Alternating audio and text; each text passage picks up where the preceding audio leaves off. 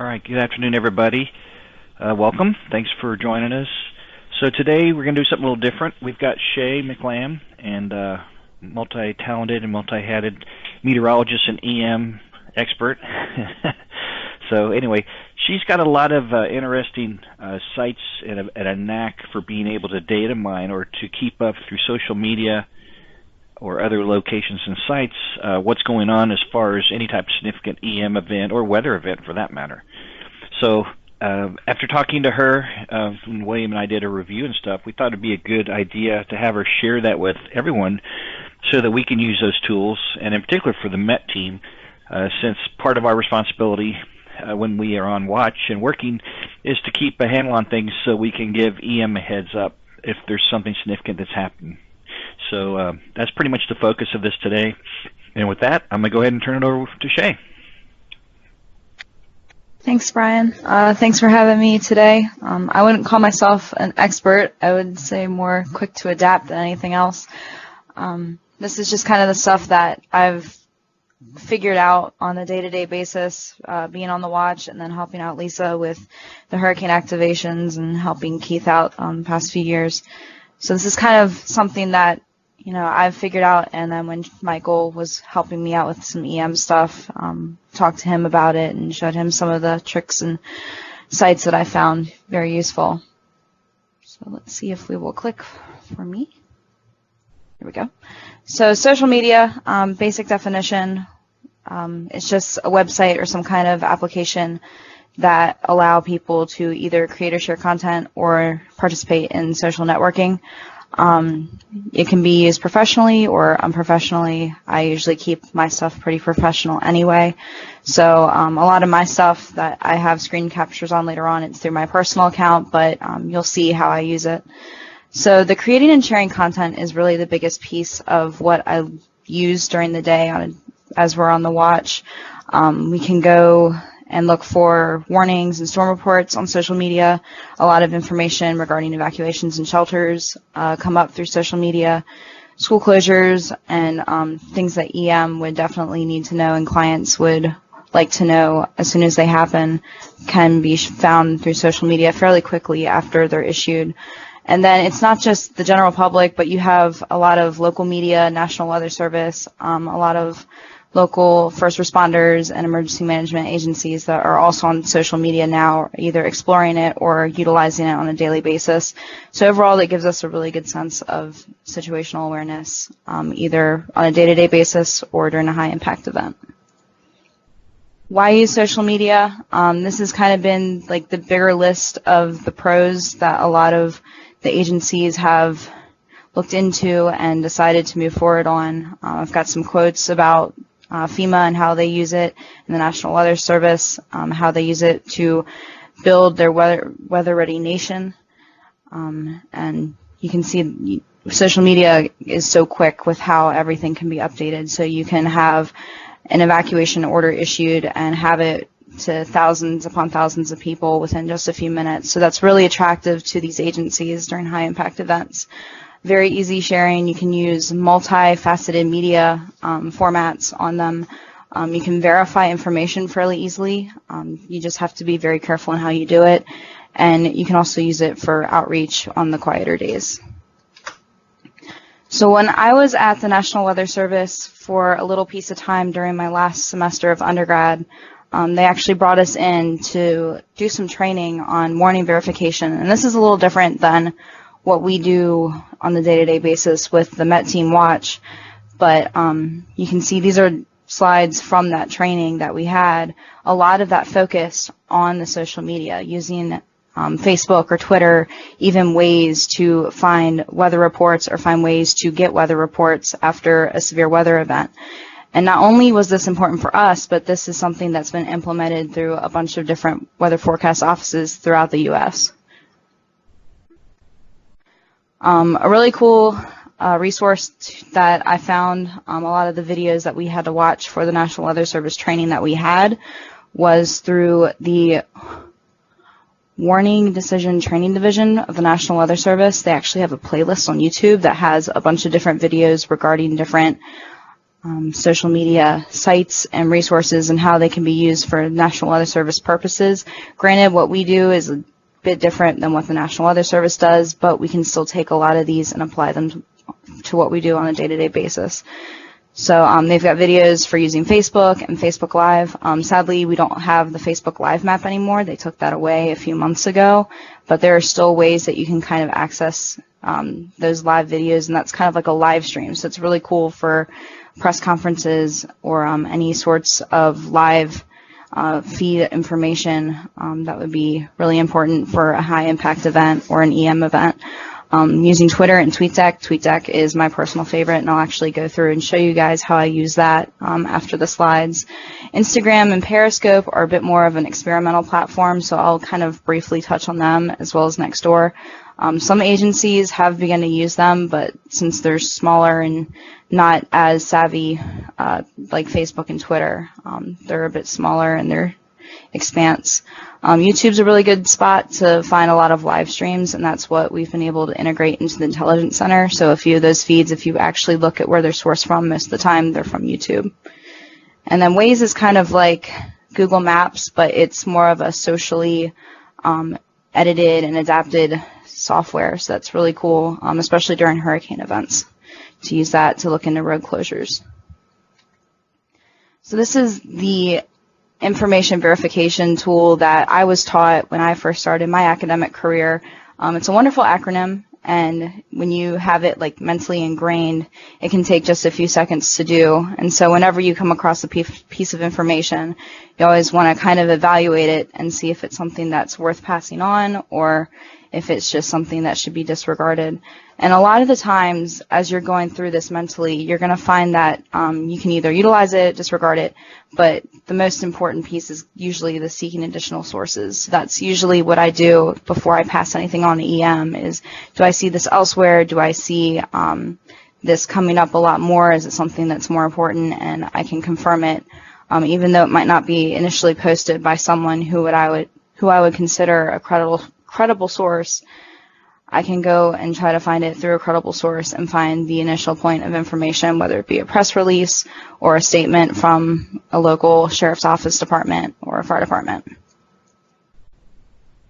The biggest curse with social media, and this is like the biggest con, is that you get a lot of misinformation that can spread very rapidly.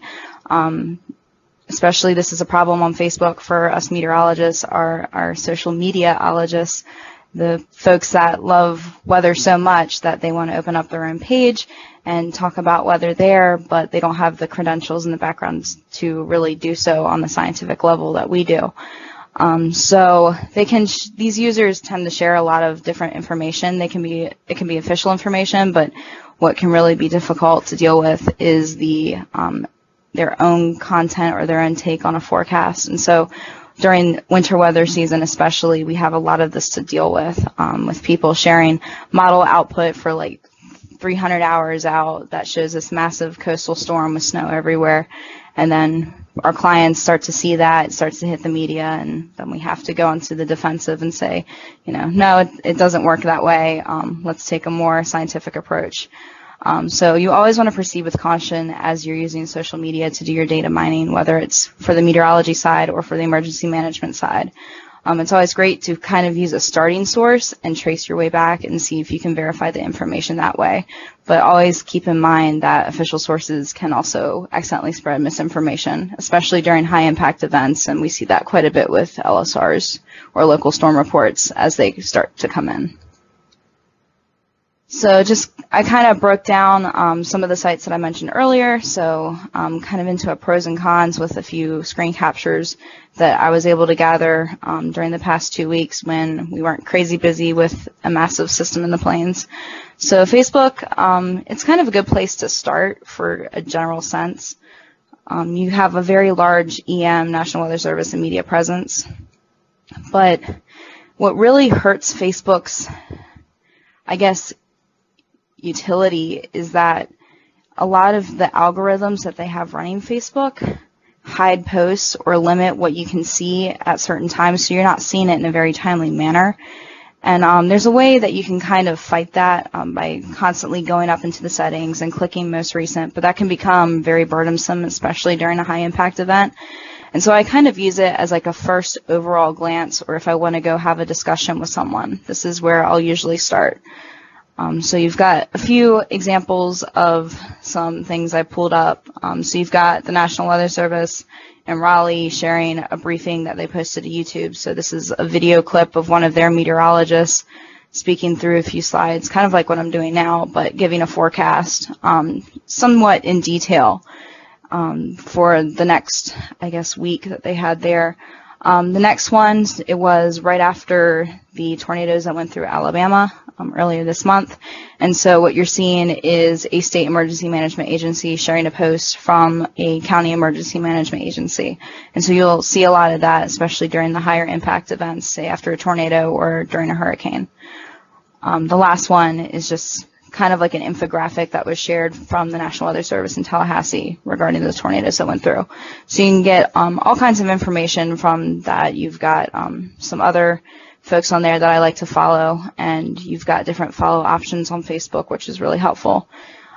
But you usually see kind of like a link to more information like you do here. But overall, it's a good starting place, but not my favorite for day-to-day use. And feel free to stop me if anybody has any questions as we go through some of these. So Facebook Live, like I mentioned, the live map is no longer available. Back when it was kind of like a map where you can mouse over and it had like different dots, and they would grow in size depending on how popular a live stream was, or how many live streams were available in that area. So if you had like an active shooter situation, you would see a bunch of these little dots appear in one area, and that larger dot would kind of grow. And so that was really cool and really neat to use while they had it. And I think one of the WDTD videos on that playlist has an example of what it looks like, so if you were curious. But I've checked and trying to go back to the links, and they replaced it with a Facebook Watch feature, which isn't as great. And so what I normally do is just go into the videos and drop into the live feeds and see if there's anything that I can use. So once in a while you'll come across something that is helpful with this, but it usually doesn't really help, and you'd have to really dig through the search to find something. So when I was trying to find some high impact news, when I was trying to get some examples for this, this was about the best I could find, and this was from a station in Baltimore, so this is a little closer to where I am, but it's for a feed from a news station in Louisville, Kentucky, when they had some sinkholes. And so I was able to pull this up and kind of, provide a screenshot to give an example. So Facebook Live in general, really cool for press conferences, breaking news, and some of them do have a slider bar. You can't see it in the screenshot, but there would be a slider bar if you mouse over, so you can pull it backwards. So if you miss something in a press conference, or if you're trying to transcribe for an informal, that would be really helpful. But as I said, it's very difficult to search, and depending on what the user decides to do with the video, they may or may not choose to save it after the live has ended. So that can be really detrimental if you're trying to go back and find that information again. Twitter, which is kind of like the larger entity, and then we'll go into TweetDeck afterwards, is probably one of the better ways to get information quickly and quickly vet information. You have the chronological order that Facebook doesn't have. You have the search settings where you can define it to either top stories or latest, or if you go into the trending, I could click any one of these trends and it would pull up kind of a page designated to that trend, and I'd be able to go through it.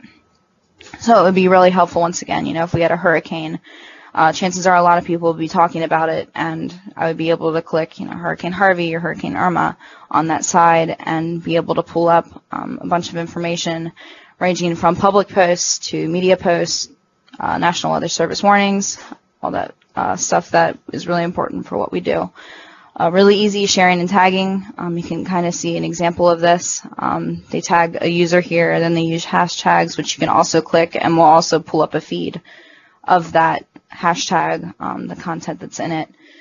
Very large National Weather Service EM and media presence. What you'll see as you use these sites is that some agencies will prefer Twitter over Facebook, and then some other agencies, like a lot of the ones in the more rural areas, will tend to use Facebook more than Twitter. And so you kind of have to find the balance between the two during a high impact event. And so usually before an event, I'll try to go through and find these county EOCs and either have them on a tab on Twitter or a column on TweetDeck or have their page on Facebook pulled up already. For Twitter, this version of it, you would have to click here to see the new tweets, and so it would scroll down, so you'd have to scroll all the way back up, which isn't bad on my home feed, but if you had, a search for like tornado warning and we had a severe weather outbreak, this would grow very quickly and there would be a lot of scrolling. TweetDeck kind of eliminated that issue because TweetDeck is self-updating, so I'll show you guys that later. Kind of like how Facebook Live works with Facebook, a lot of the Twitter stuff is easily linked with Periscope, which is a different kind of live feed website or platform. And so I kind of have a link in here as well, or at least a screen capture, so you guys can see what that looks like. And probably one of my favorite parts of Twitter is that they mark their verified accounts. So in order to become verified, they have to go through an extra set of steps to prove that they are who they are, and then they get this little blue check mark. And so that's how you know if the user has been vetted and verified by Twitter. Some of the cons I've kind of already mentioned. You can get the stacked updates up here that would clutter up things pretty quickly. You kind of get a mix of paid page promotions and advertisements in there once in a while, but it's not as bad as Facebook's gotten recently. And then occasionally you get a spam or spoof account with some content that you probably don't want to see, especially as you're working. And so if you just know how to quickly utilize and block the stuff that you don't need, it's usually not a problem. So this is TweetDeck. This is my favorite go-to day-to-day. I have it running, I think, on 3 tabs on my computer right now, just on various windows that I have open. You get the chronological order. You can use the keyword user search, kind of like what I have up here for flash flood. Very easy sharing and tagging, just kind of like Twitter. And instead of the scrolling, it's self-updating.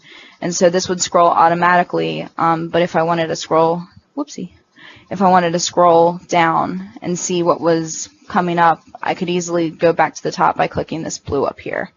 And so it's very easy to use and very quick to use with that. So the media is displayed in different sizes. I have it set to the smallest size. But if I click it, I could easily go into that. So I'll show you guys when I pull that window over. No advertisements with this one, which is great. So you're not seeing advertisements mixed in with the content that you're trying to go through. You can customize your lists and groups and searches. You can add lists onto there, which are really useful. So you can see I've got the National Weather Service office list, and then I have some DOTs set up that I've come across. You can filter out some content. So for flash flooding, for some reason, liberal tears is a big thing that comes up when you have that keyword in there. So I have that filtered out so I don't have to see that. You can add, delete, and organize columns as you need. And this is all linked with Twitter, so you don't need a separate account to use this. It gets cluttered, especially during a high impact event. Can be a little bit overwhelming with all the information, especially during a hurricane and you've just got so many people, because this doesn't really filter out the way I have it set up. Public users versus verified users. So it's a lot to take in, but if you know what you're looking for, it can be really nice to use. And this is how I pull up a lot of that information. And the chronological order piece is really great when I'm trying to figure out how recent an event occurred. So that's pretty awesome. And you can filter it for verified users? Or there are ways that you can filter it per user. So if you're looking for a certain user, you can. I meant just that, like, you could maybe only scroll for that particular topic, the verified accounts. I don't think they have that option. Okay. But there are ways that you can filter out a lot of the crap. Okay, that's what I was just wondering. Yeah. As I mentioned, there are some experimental platforms out there. Some of the National Weather Service offices have been using Instagram. This is more geared towards a lot of your younger generation, younger than me. I personally don't have an Instagram. So when I was putting together this part of the slide, I actually contacted some friends of mine that work at National Weather Service offices throughout, and a lot of them were aware of it and aware of some of the other offices using Instagram, but their office didn't. So it's great for audio and visual media, kind of similar to Twitter's setup and how that is, but it's not really used much by a lot of your National Weather Service, WFOs, and your emergency management agencies. It's more of an experimental place. So it's great for your cat pictures, but when we're working, we don't need cat videos. This is an example of Periscope. Periscope is actually commonly used more with the chaser community. Jeff Petrowski, who is famous for his blue shed during Hurricane Harvey, uses Periscope a lot, and during those hurricanes when he was down there, that was probably the best way to kind of keep tabs of what was actually happening on the ground. A lot of live feeds, some news stations will have an entity that runs on Periscope during a high impact event. There are some little weather coverage maps that will rotate through Periscope, and so it's cool to use once in a while, but it's definitely something that is more useful during a high impact event, like a severe weather event or a bunch of tornadoes. You can go into breaking news on here, so if you're looking for kind of like a news situation going on, you can usually find a stream on here like you would on YouTube. Once again, really good for press conferences, and this links really easily with Twitter, so a lot of the times you'll see a Periscope link on there. It's not widely used by the National Weather Service and EM. It's more of an experimental platform, but this is a big platform for the chaser community. There's no slider bar in the live feed from what I could find on here. It may be different depending on the user, but I don't think they necessarily have it on this platform, so that kind of sucks when you're trying to go through and catch information as you're trying to transcribe something. But overall, you get the archive, and so you can always go back to it. YouTube, you can go down into the live, and so this is kind of where I think the Intelligence Center is sourcing a lot of the streams that are set aside. So if you're on the IC and you see the options, Sky News is one of them, and that's the feed that kind of goes into there. So this is a really good place to find live feeds, and this is probably the main part. Once in a while you can catch the Weather Channel having a live stream, or as Travis shared during the snowfall in Arizona, we were able to pull up a camera from one of the train stations outside of Flagstaff and watch the snowfall and the trains pass by. So really cool to use for press conferences, but also for ground truth during those impact events if you can come across them.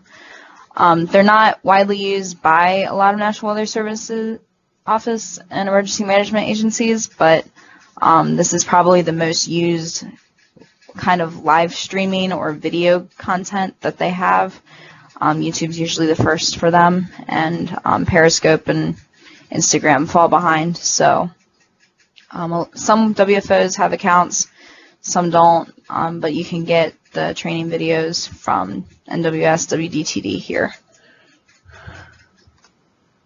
Waze, so these are kind of my last two slides coming up. So Waze is kind of like Google Maps, really simple to use for traffic information, and they actually have an events map. So users will go in, and public users that have been vetted by Waze will go in and they'll create custom maps for road closures or events during high impact weather or a large construction project.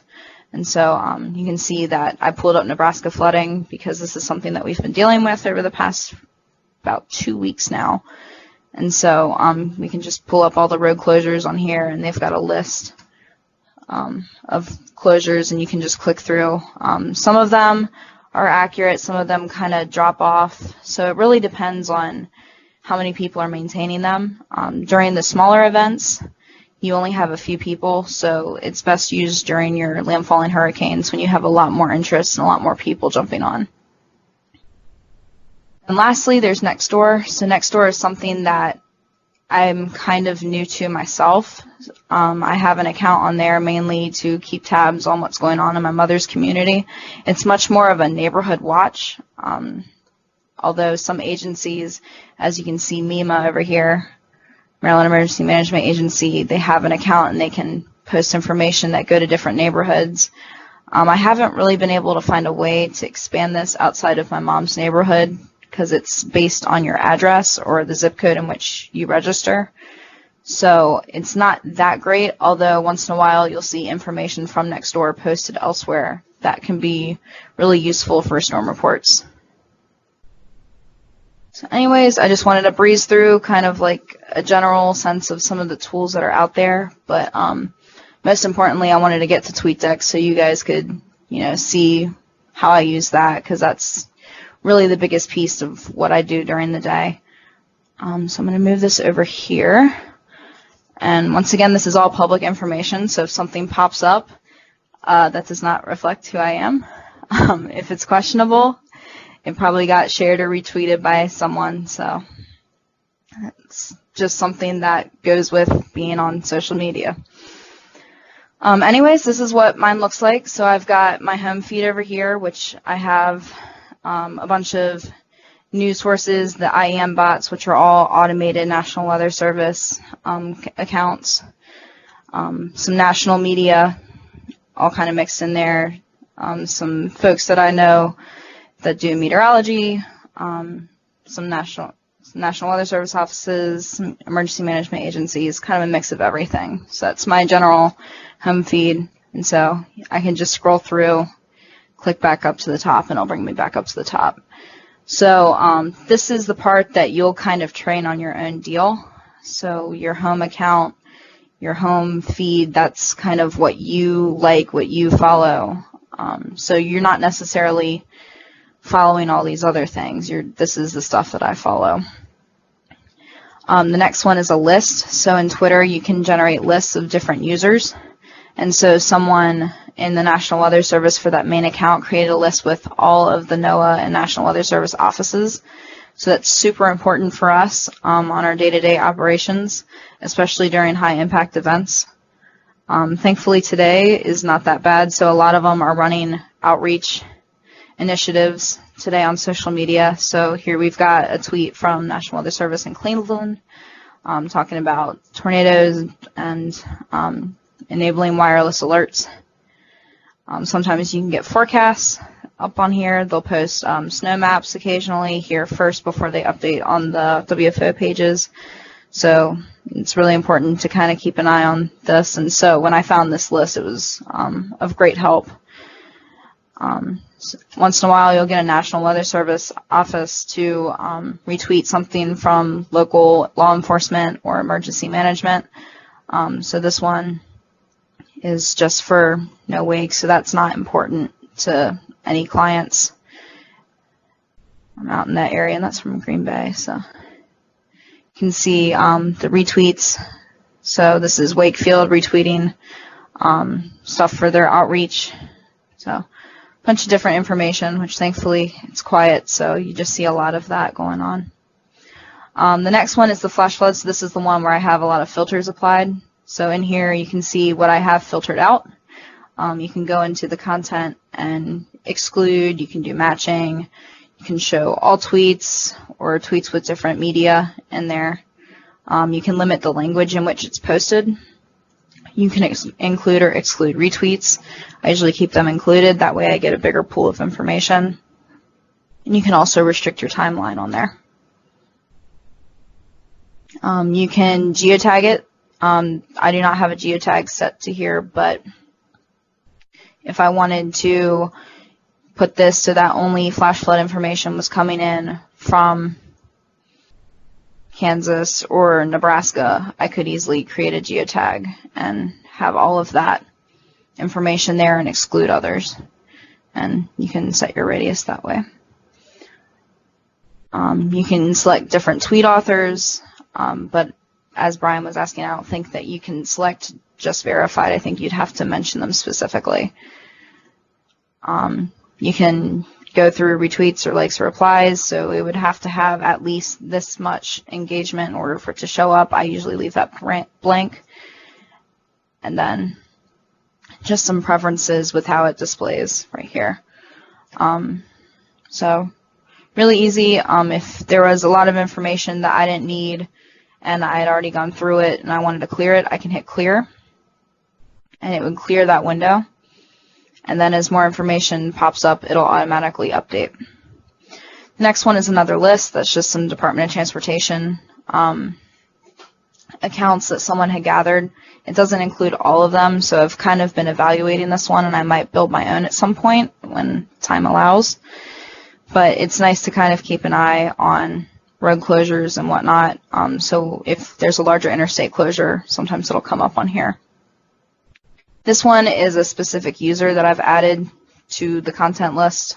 This is an account that posts a lot of earthquakes, and I've found this to come through faster than USGS. So usually by the time the email from USGS arrives in our inbox, I'm already checking because I've already seen it here. So this is all self-updating. You can see that this was posted 27 seconds ago and the earthquake occurred 7 minutes ago. So it's usually pretty quick. It's a delay time of maybe 10 to 15 minutes from what I've seen. And then this is something recent that I've been looking into from the flash flood warning that was issued earlier. So if I wanted to look into information, we just had the fire that was extinguished in Deer Park. I can easily go here, pull that up, and it'll open a column. So really cool and useful tool, especially during the high impact events. But yeah, that's all I have. If there are questions, we can go through it a little bit more. All right, great job. Appreciate it. Yeah, that's very good. Thanks, Shay. Yeah, great. All right, y'all. We'll talk to you later. Thank you. Alrighty. All right, thank you, Shay. Good work. Appreciate it. Good work.